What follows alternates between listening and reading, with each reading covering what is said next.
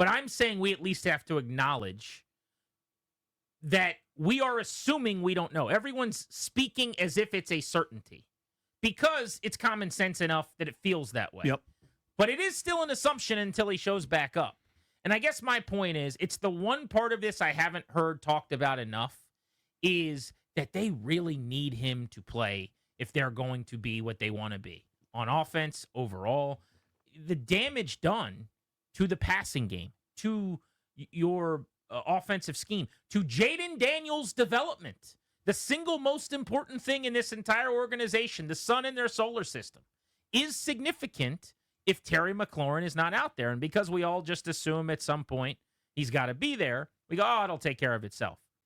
But in the meantime, I think it just needs to be acknowledged that when I hear, I think it was EB earlier today that said, like, they don't need to budge 1 cent, 1 penny. And his point is well taken. I totally understand that. You've kind of said the same thing. I have, yeah, for sure. They don't have to do anything. Just keep looking at the calendar and saying, all right, well, maybe tomorrow he'll admit defeat. Okay.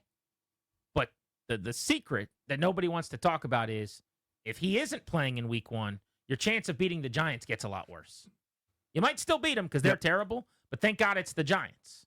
You know, if you were playing Pittsburgh or you were playing Kansas City or you were playing a grown-up like Green Bay or Minnesota or Detroit, you might need him actually to get over the top. Yeah. He's the difference between being able to go out and score 30 or maybe scoring 22. And they pushed the Giants around last year when they were good. I mean, they had 2 really competitive, awkward games with them. Very NFC East of you. You're totally right. But if we're going to tally this up, I guess that this would be my final thought on this. If we're going to say the CBA is currently constructed works against him, $23 million a year, Cortland Sutton signed for yesterday, hurts him.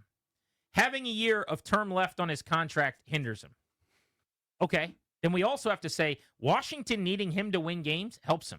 Yes. And that the Commanders risking an 11 personnel grouping with Osborne and Moore in week 1 sure as hell is some leverage. Like the idea that he's got 0, I don't know if we can keep saying that.